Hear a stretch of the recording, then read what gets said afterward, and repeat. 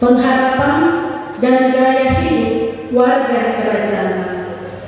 Bapak Ibu Saudara, mari kita belajar dari Daud. Kita kenal Daud, seorang anak muda penggembala domba, tapi Tuhan punya rencana besar atas hidupnya. Ia menjadi raja atas Israel. Meskipun perjalanannya untuk menjadi raja penuh dengan liku-liku kehidupan, ia dikejar-kejar karena dianggap sebagai saingan dan ancaman oleh Saul. Tapi Tuhan melihara hidup Daud. Ia menjadi raja. Tapi Bapak Ibu Saudara, dalam posisinya sebagai raja, Daud tetap memiliki hubungan yang dekat dengan Tuhan. Bukan karena punya jabatan Daud lupa Tuhan. Daud tetap memiliki hubungan yang erat dengan Tuhan. Bagian yang kita baca tadi Bapak Ibu adalah sebuah doa syukur Daud kepada Tuhan. Kita lihat bagaimana Daud mulai bicara dengan Tuhan dan mengawali doa syukurnya itu dengan berkata begini, siapakah aku ini ya Tuhan Allah, dan siapakah keluargaku? Daud membuka hatinya untuk Tuhan. Bapak Ibu Saudara, Daud sadar dia kecil, terbatas, dia hanya manusia yang diciptakan Tuhan. Siapa keluarganya? Padahal mereka orang hebat menurut pandangan dunia, Bapak Ibu Saudara. Tapi Daud menyadari di hadapan Allah, kekuasaan, jabatan, semuanya tidak ada apa-apanya. Daud ingat kehidupannya di masa lalu saat dia mulai membangun keluarga dengan Batsheba di atas semua masalah yang besar, sampai Tuhan ambil anak yang dikandung Batsheba saat itu.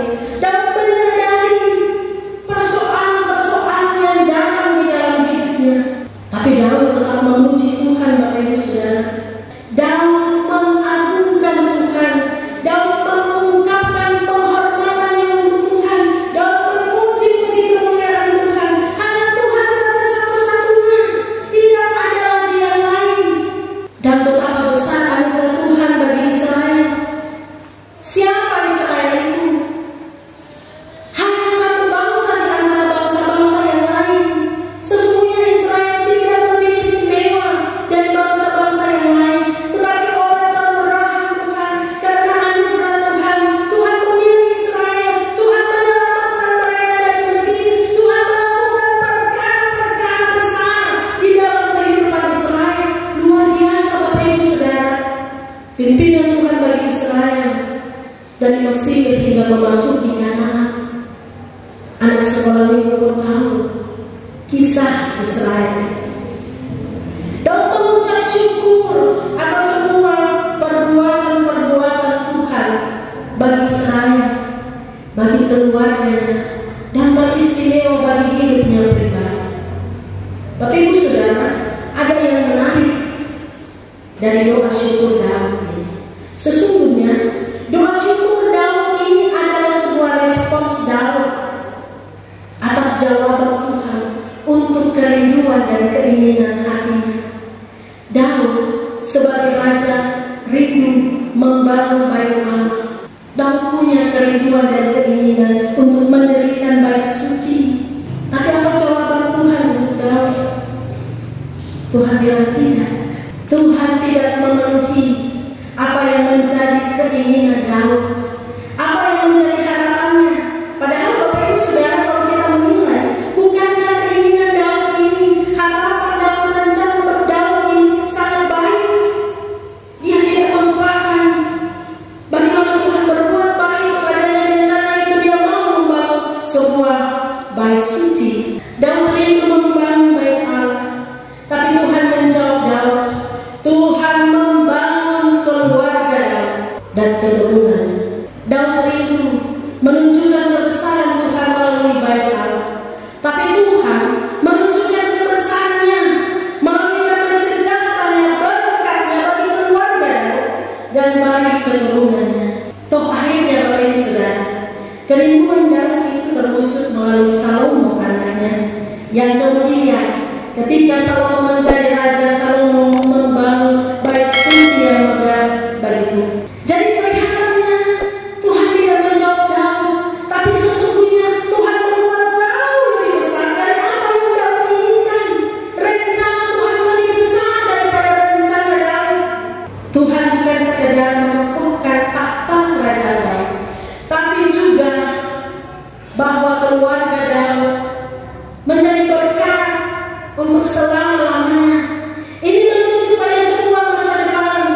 ketika nantinya dari keturunan Daud lahir juru selamat Yesus Kristus Tuhan kita yang memberi damai-Nya bagi semua umat manusia, bagi saya, bagi Bapak Ibu Saudara.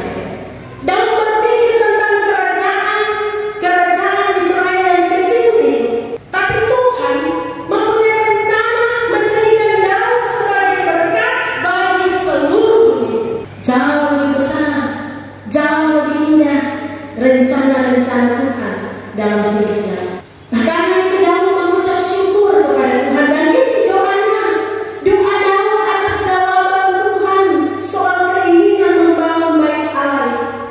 Nah, sebagai warga kerajaan Allah, sebagai gereja Tuhan di masa ini, apa yang menjadi pelajaran bagi saya, Bapak Ibu Saudara, dari kisah Daud yang kemudian disampaikan di dalam kitab 1 Tawarik?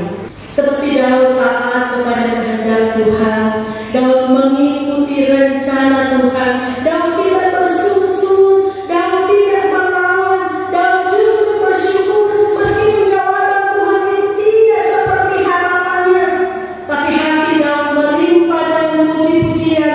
Ia memuji Tuhan karena rencana Tuhan lebih besar dari rancangannya, karena Tuhan bukan sekedar memberkati hidupnya, tapi juga keluarganya, bahkan Tuhan memberkati keturunannya selama-lamanya. Bahwa rencana Tuhan itu amin, rencana Tuhan itu terus digenapi, tidak ada yang terlambat ketika Tuhan menggenapi rencana. Itu sudah terjadi bagi Israel, bukan hanya berhenti dalam peristiwa dari Mesir ke Kanaan, tidak, tapi sampai kepada Daud, sampai pada saya, Bapak Ibu Saudara-saudara di masa ini. Tuhan sedang punya rencana bagi Bapak Ibu, saya dan saudara-saudara. Jangan kita merasa, Bapak Ibu Saudara, bahwa hidup kita ini hanya sekedar bangun, makan, bikin pekerjaan di kantor, bikin tugas-tugas di rumah. Tidak, Bapak Ibu Saudara. Tuhan sedang punya rencana bagi saya dan bagi Bapak Ibu Saudara. Kita mengakui, Bapak Ibu Saudara, bahwa setiap kita pasti punya rencana. Ada begitu banyak harapan kita, baik untuk diri kita pribadi, untuk keluarga kita. Ada begitu banyak harapan kita yang kita bawa untuk Tuhan. Kita manusia punya harapan, tapi dari Daud kita belajar beberapa hal. Yang pertama, Bapak Ibu Saudara, mari membuka hati selalu untuk Tuhan, supaya rencana-rencana Tuhan yang berlangsung di hidup kita bukan rencana kita. Kalau Tuhan punya rencana, pilih Bapak Ibu Saudara untuk menjadi penasihat, untuk menjadi badan pelayan unsur, untuk ada di dalam panitia-panitia di dalam gereja. Sambut rencana-rencana Tuhan itu dengan sukacita. Kalau rencana Tuhan itu berbeda dari keinginan, dari ambisi kita, ikuti saja proses Tuhan. Tuhan pasti akan membawa kita pada maksudnya, pada berkatnya yang jauh lebih besar dari apa yang sedang kita pikirkan. Kadang-kadang rencana kita berbeda, keinginan kita berbeda dari maksud Tuhan. Tapi yang perlu kita pegang dengan teguh, yang harus menjadi sikap iman kita adalah apa kehendak Tuhan di atas segala sesuatu yang menjadi keinginan kita. Kalau Daud selalu membuka diri untuk Tuhan, mari Bapak Ibu buka diri juga untuk Tuhan. Doa itu nafas kehidupan. Seberapa banyak kita membangun hubungan yang erat dengan Tuhan. Bapak Ibu Saudara, banyak orang mau berkat dari Tuhan, tapi lupa pada sang pemberi berkat. Keluarga kita, pribadi-pribadi kita tentu mau hidup diberkati. Siapa yang tidak mau keluarganya hidup dalam berkat-berkat Tuhan?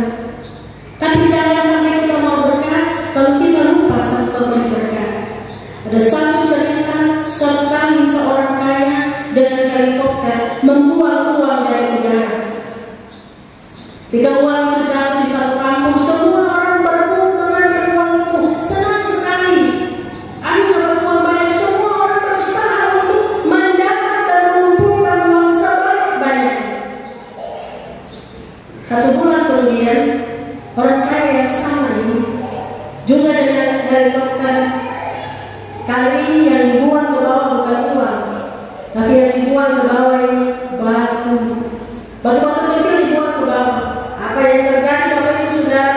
Semua yang kena batu itu bilang, ini satu pekerjaan ini. Sama yang bikin begini, semua orang marah. Padahal orang yang sama, berkatnya mau, tapi lupa mengucap syukur kepada Sang Pemberi berkat. Bagaimana caranya? Gaya hidup kita sebagai warga kerajaan Allah yang menaruh harapan kita kepada Tuhan, yang mensyukuri semua rencana Tuhan di hidup kita. Ibu Saudara, Tuhan mau kita melakukan tanggung jawab kita dengan sungguh-sungguh. Kehidupan kita ini dijalani berkenan untuk Tuhan. Bukan hanya soal tugas di kantor, Bapak Ibu Saudara. Bukan hanya soal tugas pelayanan di dalam gereja, tapi pertama-tama juga di dalam keluarga sebagai tempat di mana Allah mau bersemayam dalam hidup setiap keluarga, di mana Allah mau bagi setiap keluarga untuk mewujudkan rencana-rencananya. Daud dan keluarganya dipakai untuk mewujudkan rencana Tuhan yang besar. Yusuf dan Maria, keluarga kecil itu dipakai untuk mewujudkan rencana-rencana Tuhan. Apakah setiap keluarga kita juga mau dipakai untuk mewujudkan rencana-rencana Tuhan? Kalau kita ingin keluarga kita beroleh berkat dan menjadi berkat, mari setiap kepala keluarga jadilah imam di dalam keluarga. Bukan karena kerja melupakan segala sesuatu termasuk Tuhan. Sebagai ibu, jadilah tiang doa dalam keluarga. Sebagai anak-anak, hiduplah dalam takut akan Tuhan. Zaman ini Bapak Ibu Saudara, banyak keluarga Kristen mengalami krisis. Mari Tuhan mau setiap keluarga dijamah. Maka